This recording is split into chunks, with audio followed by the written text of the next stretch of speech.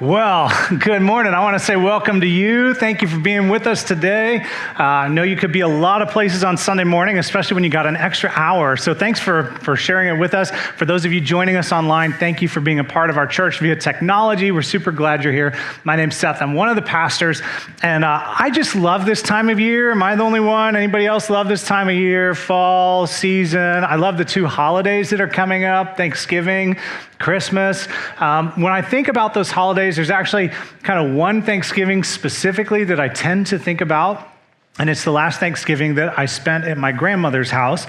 She lived near Cleveland, Ohio, and she was a widow ever since I knew her. In 7th grade, she was going to move from Cleveland area down to where we live because she was getting up in years, and it was harder for her to keep up the house and all that stuff. And so we spent one last Thanksgiving together with her there. My mom and brothers and myself and my aunt and uncle came with their kids, and my other aunt with her kids. And I mean, it was just kind of this big family Thanksgiving. And we sat around the table, we told stories, we reminisced. For me, you know, the house was a pretty special place because my grandfather had helped to build the house, and I never had the opportunity to know him. He had died about 6 years before I was born. And so I always felt like when I was in that place, when I was in that space, I had the opportunity to know him more fully. There were things about it that were just kind of pictures of him. There were toys that he had built for my mom and her brother and sister. There was a laundry chute that we loved to send notes up and down. There was this big wardrobe in the basement that had old clothes, and it had sleeping bags, and we'd play in it, play hide and seek in there. There was a globe, an illuminated globe that sat on the floor of the living room, a grandfather clock that would chime all night long, keeping us awake, right? I mean, there was this addition that they had built onto the house, and my grandfather was a skilled craftsman, and so he had built these built-in bookshelves, and there were slides that he had taken over family vacations, and there were books that he had owned. And so being there that last time, it was just a reminder to me of this man that I wanted so desperately to know, but I never had the opportunity to know. And it felt like the house held the keys, right? I mean, it just held the opportunity for me to really know him and to explore around and to get a sense of who he was. One of the things, he was a car salesman, a well-known, very reputable car salesman. And so he had a stamp with his face on it that he would use in correspondence. And I just remember all those little things. And so the last night I was there, I had stayed a little bit longer than everyone else. I was helping my grandmother pack up. And I remember the last night I was in that house, I went from room to room, from window to window, and I just looked. And I got a picture in my mind that I can still remember all these years later of that special place where my grandfather used to live that had his thumbprints all over it. And I felt like being there gave me the opportunity to know him more fully. Now, I share that story with you because I think that Jesus used something for us to help us understand God more fully. He used something called a parable. He used a parable. And the idea of a parable, it was a story that Jesus invited us into, a house, if you will, that we could look around and we could explore, that we could begin understanding things about God the Father more clearly, that we could, maybe correct some of our bad theology so that we could get a better, fuller picture of who God is. Parables are simply this. They're powerful images Jesus used to communicate what God is like. Some people will say they're earthly stories with heavenly meanings. And you may wonder, why did Jesus use them? Why did Jesus use stories? Why did he tell stories? I think part of it's because we can imagine ourselves in them, right?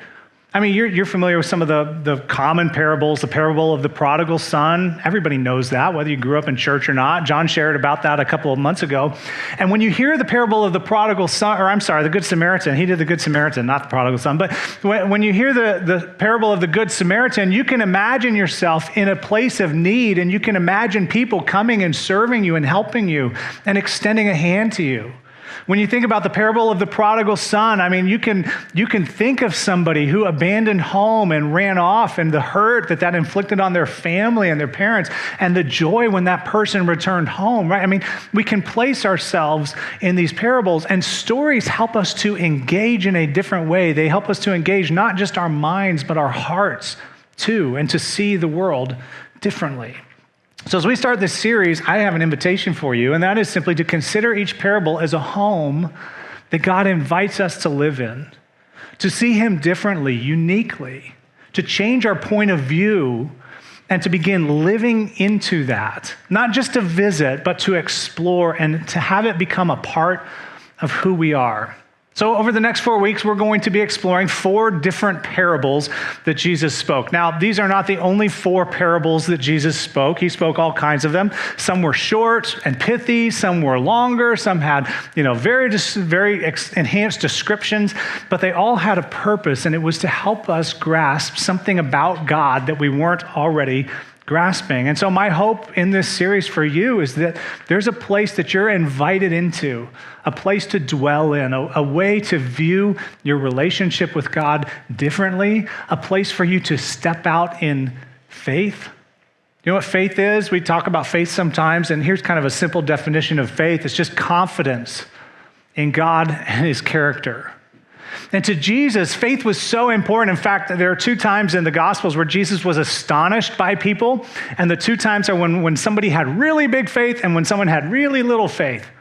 And so faith was so important to Jesus, and the reason why faith was important to Jesus is because when we lean into him in faith, when we take his words at their word, when we actually rely on him and place our confidence in him, God shows up in a special way. And he meets us in that place, and nothing short of miraculous in many cases. And we begin to see God differently. We begin to experience God differently.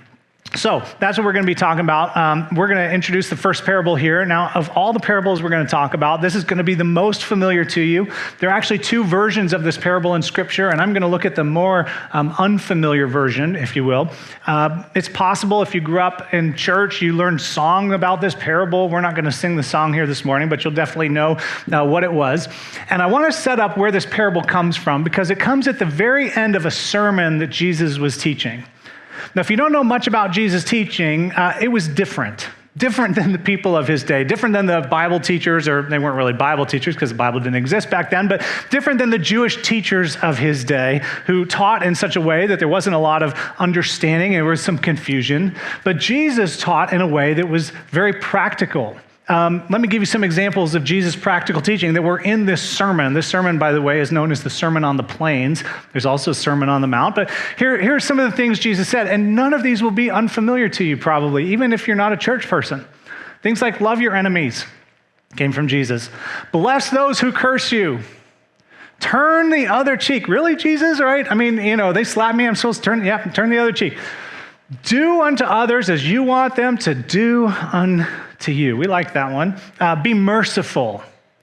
Lend to your enemies with no expectation of what they're going to give you in return.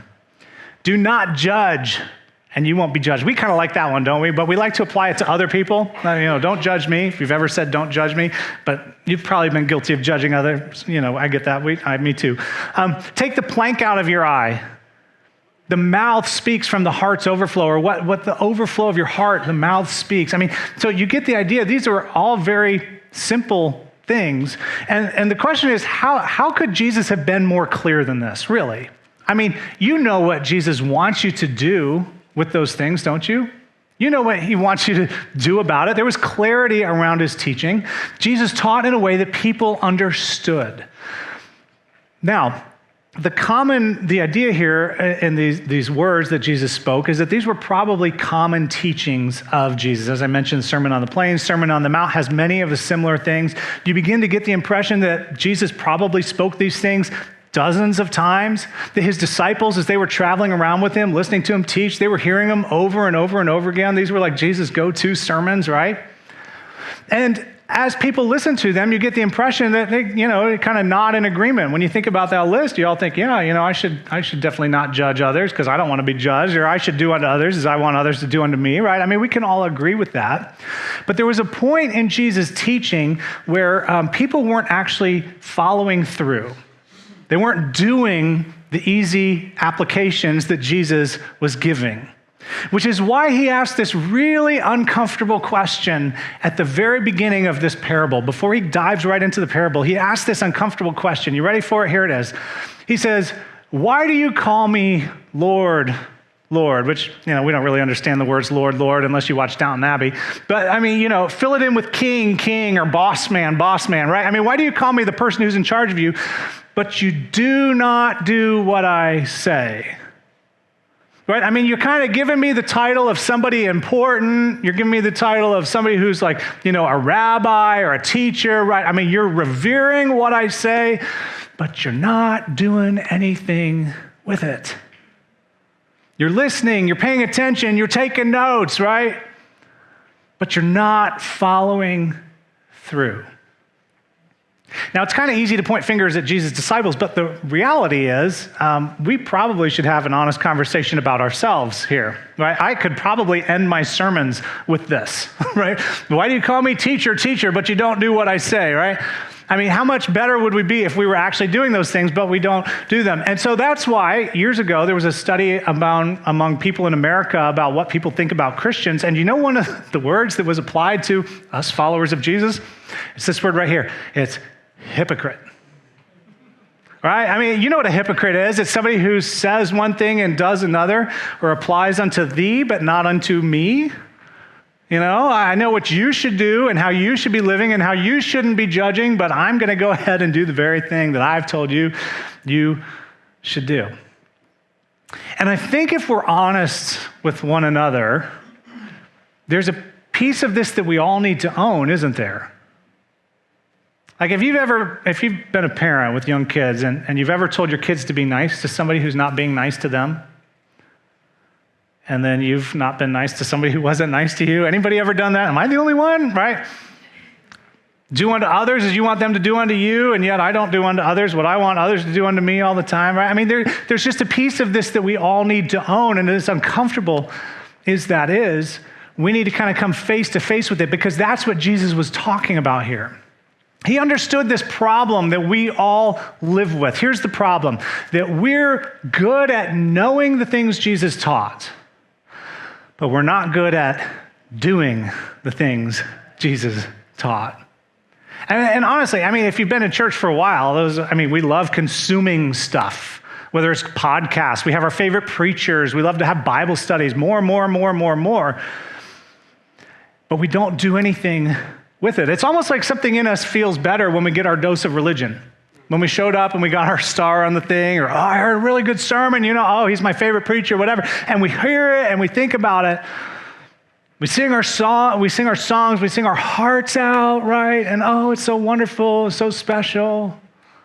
We don't do anything with it. And Jesus noticed that problem in his followers, which is why he asked that. Why do you call me Lord, Lord? But you're not doing what I say. You're deceiving yourself.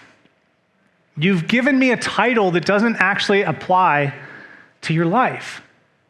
It's almost like if you've ever been to a gym before.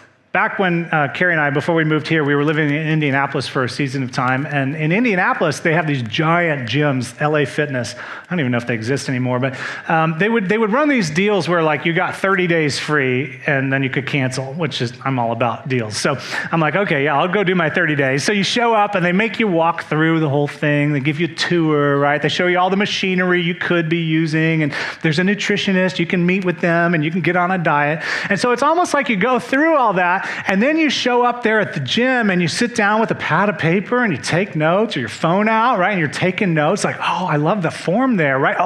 That machine looks so good, right? And you're watching it and you're thinking, I should work out, right? And then you go home and you don't. And nothing changes, right? I mean, it's like the value of having a treadmill in your basement, but not running on the treadmill in your basement. And I won't ask you to raise your hand and own it, right? But we know that this is true when it comes to diets and working out and fitness, but for whatever reason, when it comes to faith, there's like this disconnect. And we think that knowing is as good as doing. Some of you are like, where's the parable? I thought this was about parable. Like, it is, trust me, I'm getting there. I'm getting to it, right? But this is so foundational because Jesus was confronting people with this important question. And it's a question that you have to be confronted with if you're going to, and not just for this series, but if you call yourself a follower of Jesus, really. And here's the question, is who is Jesus to you? And not the religious, churchy answer, not the Sunday school answer, but really, in the reality of how you live your life. Who is Jesus really to you? Is he just someone who's got good advice and you listen to, maybe, if you want it? Is he someone you pray to or show up to once a week so you don't feel guilty? Is he, a bobblehead on your dashboard? I wouldn't have one of those if I were you, but, watch out for the lightning strike. Just kidding. Is he a picture on your wall? Who is Jesus to you? Really? Because Jesus, he gave us two options, right? This is kind of what he's getting at. He gives us two options. He's either king or not king. He's either large and in charge or he's no one. You either lean your life into him with faith and you trust in him and you do what he says and you take him at his word and you follow through and apply the things that he tells you, or you ignore it and you just say, well, it's nice stuff, but I just don't really know if that's for me. And he says some good things, but whatever. I'm just going to kind of live my life however I want to live it. Listen, you've got to figure out who is Jesus to you.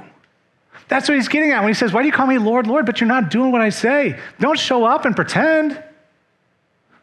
Don't go to the gym and take notes. You got to actually do something with it. See, Jesus understood something really important, and this is going to seem so unrelated. You're like, where are you going with this, right? Trust me, it's related. And here's what Jesus knew, that we all turn somewhere when life turns on us, right?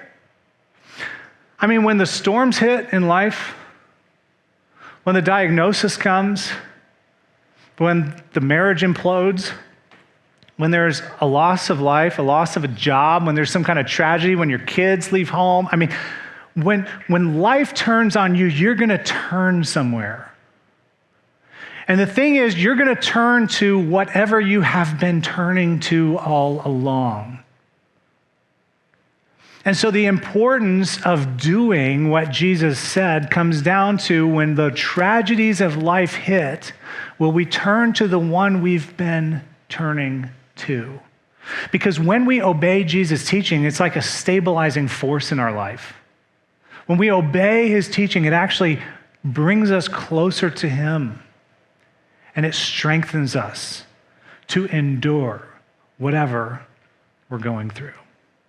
Jesus continued on. Here's where it begins or continues. He says, as for everyone who comes to me and hears my words and puts them into practice, which is unlike the person who, calls me Lord, Lord, and doesn't do what I say, right? Who shouldn't even bother showing up. But for everyone who comes here and hears my words and puts them into practice, who listens and does, not listens and walks away, he says, I will show you what they are like. Here's where the parable begins, right? And this is the visual to grab. This is the house that Jesus is inviting us into, to look at God differently, a paradigm shift, if you will. He says, they are like a man, continuing on, building a house who dug down deep and laid the foundation on a rock. Now, for us in 21st century America, that doesn't mean a whole lot because we think about backhoes coming in, crank it out, right? And then we think about the cement truck dump all the cement in, the free prefab walls, and, in a couple days, couple weeks, all of a sudden we got the foundation of a house. But such was not the case in first century Palestine, as you might imagine. They only built in the summertime because the wintertime was when there was some rain and snow. But the clay content of the soil was so high that in the summer when they would build, you can just imagine that hot Palestinian sun baking that clay, and imagine how hard it would be to dig that out. And the thing is, that bedrock could be up to 10 feet under the soil, which meant that when you started building your house, you weren't really sure how far down you were going to have to go. You just had to start digging. So Jesus is like, look, there's the easy way or there's the right way. Remember your parents saying that? There's the easy way and the right way. And they're like, I'll take the easy way. That sounds good to me. I'd like the easy way, right? Because easy always pays off now. Hard might pay off later. We don't know. But Jesus is like, listen, this is the same as listening to my words and doing them. It's easier to not, because it's going to take some work, it's going to take some effort, it's going to take overcoming some inertia and doing the difficult thing. It's easier to not, but when you do, Jesus said there's going to be a blessing. Here are some examples of those things. We'll put these back up here. These are the practical teachings of Jesus. Think about bless those who curse you. That's not very easy to do, right? I mean, how hard is it to bless other people rather than curse them back or give them the middle finger back or, post nasty things about them back or gossip about them back or judge them back? I mean, that's what our tendency is. That's what our natural desire is to do. You hurt me, I'm going to hurt you. But when's the last time you prayed for somebody who hurt you or hurt your kid? When's the last time you baked them cookies and sent them a nice, encouraging note? Right? I mean, when's the last time you did something good for somebody who hurt you? That's what Jesus is getting at. Can you imagine that person who's hurt you is somebody that Jesus believed was worth giving his life for? Jesus blessed them. Why can't you? It's nice to read it. It's a little harder to do it. Or how about do not judge and you won't be judged? But I'm such a good judge, right? I'm so good at it. I think if awards were given out for how good we are at judging other people, all of us Christians, right? I mean, we'd have these big badges, wouldn't we? And we're so good at judging people, particularly outside the church, which is ironic because Paul told us not to judge those people, but to judge each other in the church and to hold each other to a higher standard. It's so much harder to give somebody the benefit of the doubt. It's so much harder to believe the best rather than assume the worst. It's so much harder to withhold our judgment and try and actually understand a situation because everybody does what makes sense to them. Really, they do. And so to say, okay, what's going on in your life that caused you to do this? I mean, but it's so much easier to just pass judgment, cast them off, rather than believing the best about others. Or how about this one? Do unto others as you want them to do unto you. What? No way. We believe in karma here. You got what you deserved, and I'm laughing about it, right? I mean, you had it coming, and we find some joy in it, don't we? We don't want to admit that. You can admit it, right? We're on it. We're friends here. It's okay. We want people to be kind to us. We want people to give us the benefit of the doubt. We want people to do unto us as we would want, us to do unto us. We want people to talk positively about us. We want people to give us the benefit of the doubt and be generous. Here's the point. Jesus' teachings are far easier to know than they are to do. When I had that list of teachings up there, nobody was like, I can't believe he said that. Where did that come from? I've never read that before. I've never heard that from a sermon before. We've all heard it. We've all known it. We've just not all done it. But when you choose to do them, just like the man who dug down to the bedrock, it's going to be hard. You're going to have to overcome inertia. You're going to have to overcome yourself. We don't even know how hard it's going to be when we begin. But if you're going to make Jesus king, if you're going to call him Lord, Lord, you're going to have to do what he says. And when you do that, you're like a wise man who built that house on a rock. And here's why it's important, because when the flood came, because my friends, the floods always come. They don't always come this year. They don't always come next year. May not be for 10 years. But the floods do come. And when the floods come, whether they're physical floods or whether they're metaphorical floods, disaster will strike, but what you've done to prepare ahead of time will enable you to survive the flood. And following Jesus does not guarantee a flood-free life. It just guarantees that you'll be prepared for when that flood comes. He says, when a flood came, the torrent struck that house but could not shake it because it was well built. Right? It's like floods don't happen to Chuck Norris. Chuck Norris happens to floods. Some of you who aren't laughing don't know who Chuck Norris is, and I'm very sorry for that. You should look him up on the internet. Oh, goodness, those wonderful Chuck Norris memes. But point is, nothing could destroy it because it was storm-proof. It took hard work. It took dozens of difficult days doing the hard thing, but God showed up. But here's the problem, and this is what you know. Not everybody does the hard things. Not everybody wants to do hard. Not all stories end the same way.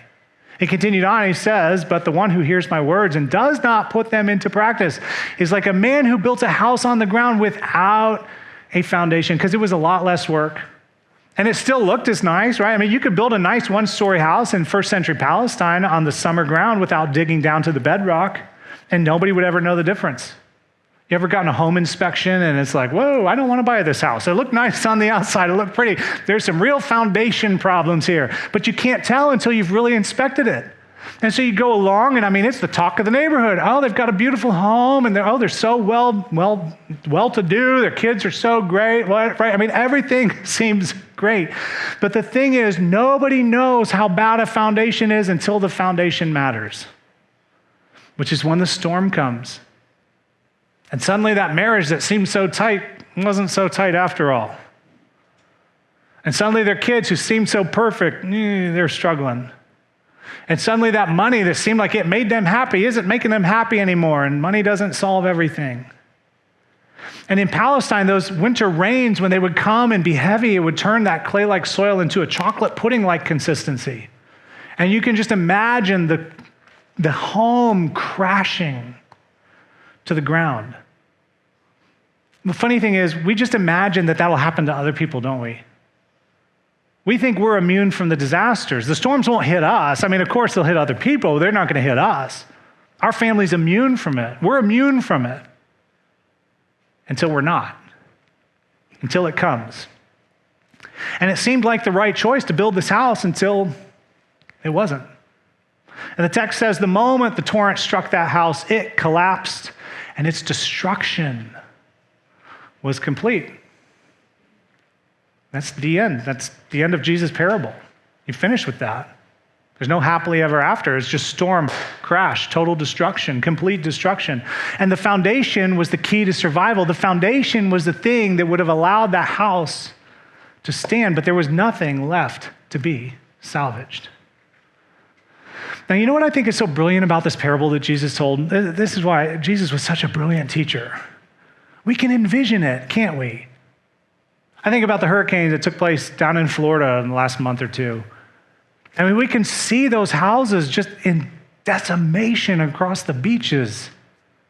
And then you see like that one lone house that's still standing. What's the difference? They put some hard work into it. They built it on something strong. We can envision it. And here's the thing, we can envision it not simply with physical houses, we can envision it with people too, can't we? I mean, you've seen people who didn't weatherproof their lives. You've seen people who didn't dig down to bedrock. You've seen tragedies crush families. You have seen marriages fall apart. You have seen infidelity crush a relationship. You have seen prodigal children crush their parents. I mean, we've seen that. But we've also seen the opposite, haven't we? I mean, you can probably think of a person in your life who was able to withstand an incredible storm that seemed so difficult, so impossible to get through. And yet in the midst of that, the storm didn't stand a chance against that person. See, here's the thing Jesus wanted us to understand. One of the people then and the people today, knowing what's right is not the same as doing what's right. Doing is harder. Doing requires time and energy and effort, and it requires strength and fortitude and discipline. Doing what Jesus taught requires faith. It requires believing what he said is true. It requires believing that if I'm willing to do the difficult thing that doesn't make sense to me in the moment and that seems really hard, that he's actually going to uphold me in the middle of it. That when the storm comes, I will be prepared for it. See, faith is really just confidence in God's promises. I've used this illustration before, but I think it's kind of fun. So I'll just use it again in case you haven't seen it before. But I've got this wonderful chair, and it's a beautiful chair, isn't it? Don't you like the leather? It's pretty. And the legs, it's got 4 nice legs and the support beams and stuff. And I mean, I can study this chair. I can look at the stitching, like it looks like it's hand-ticked, right? I mean, it's beautiful. And I can take notes on the chair and I can memorize it. And I can even pray to it. Oh, chair, thank you. You're such a sturdy chair. Thank you for upholding me anytime I want to sit on you. I can sing songs. Our chair is a mighty chair, he rides, right? I mean, I threw the opera in there for fun. But I can do all those things. But I have not placed a single bit of faith into this chair until I've done what? Sat on it. And leaned my life into it. And my friends, God's teaching, Jesus' words are the same. They're just nice words until we've done something with them. Listen, knowing the right things won't help you when the storms of life come unless you've been doing them all along. You have to know them to do them. Knowing is important. Please don't misunderstand me and please don't take this out of context. Knowing is important, but it's only important if it leads to the doing. And our response to storms will emerge from what we have been doing all along. Which is why doing is so important in the moment when the storm hasn't come yet. Why doing is so important, to dig down to the bedrock and do the hard thing long before the storm comes, so that when the storm comes, we are storm-proof. It requires intentionality. It requires difficulty. It requires pushing through and perseverance, which I think is why Jesus said this in the Sermon on the Mount. This is one of the things he taught that goes along with it. He says, enter through the narrow gate. Now, the word enter here, it's an imperative from Jesus. It's like, okay, this is a command, but ultimately you have a choice. You don't have to do this. You have to make the decision. He says, enter through the narrow gate, for wide is the gate and broad is the road that leads to destruction, and many enter through it. He goes on, he says, but small is the gate and narrow the road that leads to life, and only a few find it. And I got to thinking, why do only a few find it? Is it like hidden? I think the answer is no, it's just difficult. It requires work, and we take the path of least resistance. If following Jesus were easy, the world would be following Jesus. And I can say that without a shadow of doubt, because I can tell you whenever I've followed Jesus, whenever I've put his teaching into practice, my life has been better. My relationships have been richer. I mean, he's helped me through things. It's when I'm a bonehead and don't do what Jesus said that I suffer consequences. And I can look at that honestly and say, you know, if I did what Jesus taught me, my life would be better. So why don't I do it? It's hard. It takes work. If dieting were easy, the world would be on a diet, right? No more Oreo balls. I actually think if you work here at our church, because we eat so many desserts, we owe you a free membership to a gym that you probably wouldn't use. If that were easy, we would all be doing it, but we're not. We have to do the hard thing. So I want to leave you with a challenge today as we close up. And it's an all-scape, meaning if you grew up in church, you can do this, right? This is not going to be unfamiliar to you. If you didn't grow up in church, you're like, I don't even know if I believe in this whole Jesus thing yet, Seth, and you're not convincing me. But what I want you to do is I want you to just take a step of faith and try it. And if your life is better in a week, then great. If it's not, then go do something else. But I think your life will be better in a week. And here's what I want you to do is I want you to take one of those things from Jesus' sermon, and I want you to just try doing it this week. In fact, we're going to put that list back up here. How about this one? Love your enemies. And I highlighted ones that I think, you could do. I think you could do this. I believe in you. What if you just made the decision this week, I'm going to do something nice to somebody who just hasn't been very nice to me. I'm going to go out of my way to extend to someone something that they don't deserve. I'm going to love them. The book of Romans, Paul says it's God's kindness that leads us to repentance. So what if you did that? Or how about this? You can take these words from Proverbs chapter 25 to heart. If your enemy's hungry, give him food to eat. If he's thirsty, give him water to drink. And in doing this, you will heap burning coals on his head, right? Because he'll feel guilty. And the Lord will reward you for it. So just go ahead and do something nice. You'll get your revenge. They'll feel bad about it. Jesus will reward you. So that's all wonderful, right? You should memorize that verse. That's a good verse, isn't it? Right? Or how about this? Be merciful. Let's stick that one back up. Be merciful. What if in your family this week, you chose to be merciful? When someone lets you down, rather than responding with anger or irritation or frustration, what if you just said, you know what? I'm going to choose to show you mercy, not because you deserve it. In fact, I'm going to remind you, I'm showing you this mercy because God showed mercy to me. What if you just chose to show mercy to someone? Or do not judge and you won't be judged. What if you ask God this week to help you in your relationships with other people not to be so judgmental of everyone else? And what if you ask God to help you see things from their point of view? And rather than assume the worst about them, believe the best and believe that God has something good for them. What if you could do that this week? What if you prayed and asked God to help you do that? It might be hard, right? It might be hard, but I think God would help you do that. Or how about this one? This is one of my favorites. The mouth speaks from the heart's overflow, or from the overflow of the heart, the mouth speaks. What if What if you started monitoring your words? And not just your words, the emotion behind your words, the anger behind your words, the snippiness behind your words, maybe the sarcasm behind your words. And what if you said, you know what, out of those words, there's something deep inside me that I need to pay attention to. And maybe what you discover down there is some jealousy or some anger or bitterness or hurt. And maybe because you were paying attention to what's coming out of your mouth, you could begin addressing that thing. And through God's help, he would help you to address that thing. Right?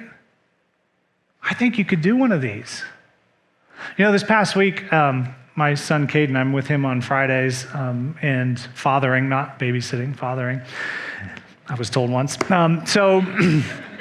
Growing up, my parents had parents who grew up in the Depression, and so because of that, like we never threw stuff away. Everything was in pristine condition. My mom saved like wrapping paper, you know, because that was what you did back then. And so I have toys from my childhood that are in mint condition, not because they didn't get played with, because they did, but we were just taught you take nice care of these things. And one of those things is this little wooden train set my grandparents had got me of Brio trains.